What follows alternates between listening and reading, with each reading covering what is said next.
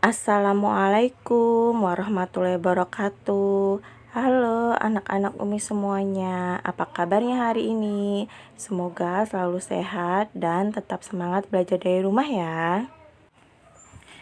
Ya, setelah kita melaksanakan penilaian tengah semester kemarin, hari ini kita akan belajar seperti biasa ya anak-anak.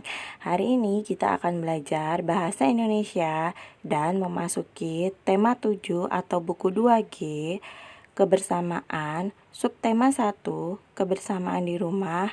Materi yang akan kita pelajari tentang fabel.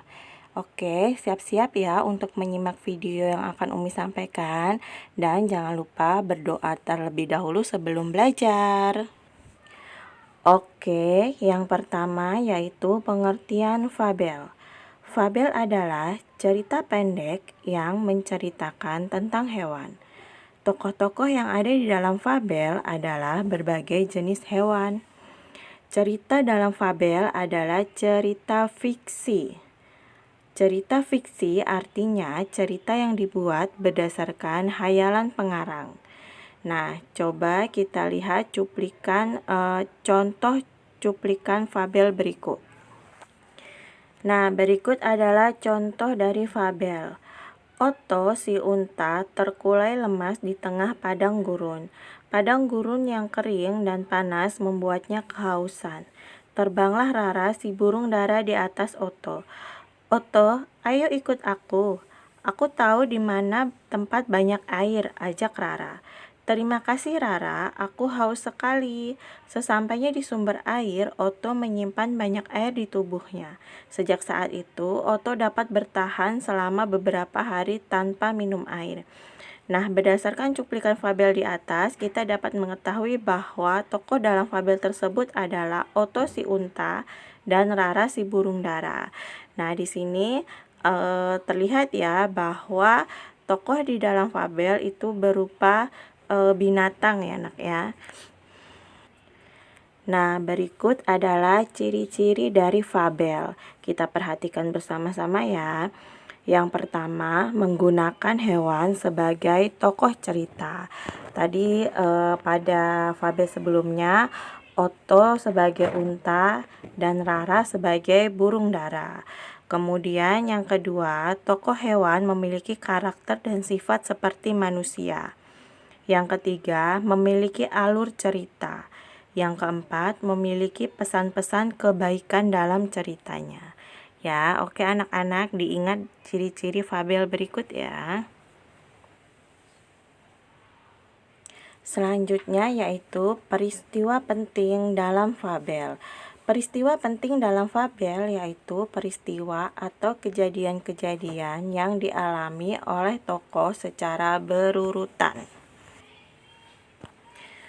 Selanjutnya yaitu unsur intrinsik fabel. Unsur intrinsik fabel adalah unsur yang membangun karya sastra. Unsur intrinsik fabel adalah yang pertama, nama tokoh atau jenis hewan yang terdapat dalam fabel. Yang kedua, sifat setiap tokoh. Yang ketiga, peristiwa penting yang terjadi dalam fabel. Yang keempat, pesan atau nasihat yang ingin disampaikan oleh fabel kepada pembaca. Nah, setelah mengetahui unsur intrinsik fabel, kamu dapat menentukan isi fabel. Setelah itu, anak-anak juga dapat menceritakan kembali isi fabel sesuai dengan bahasa anak-anak sendiri. Selanjutnya yaitu isi fabel. Untuk mengetahui isi fabel, kita harus mengetahui tokoh dalam fabel dan peristiwa yang terjadi. Oleh karena itu, kita harus melakukan hal-hal berikut ini. Hal-hal yang harus kita lakukan, yang pertama, bacalah fabel secara sungguh-sungguh. Yang kedua, catat nama tokoh yang ada di dalam fabel. Yang ketiga, catat sifat tokoh dalam fabel. Yang keempat, perhatikan peristiwa yang terjadi atau dialami oleh tokoh. Dan yang kelima, tuliskan peristiwa tersebut menggunakan bahasa anak-anak sendiri. Demikianlah materi yang dapat Umi sampaikan. Semoga bisa dimengerti dan bisa dipahami oleh anak-anak. Dan pesan Umi adalah kerjakan latihannya, kemudian selesaikan tepat waktu, jangan menunda-nunda tugas agar tidak tertumpuk tugasnya. Kemudian tetap jaga kesehatan, tetap semangat belajar dari rumah. Umi akhiri, terima kasih. Wassalamualaikum warahmatullahi wabarakatuh.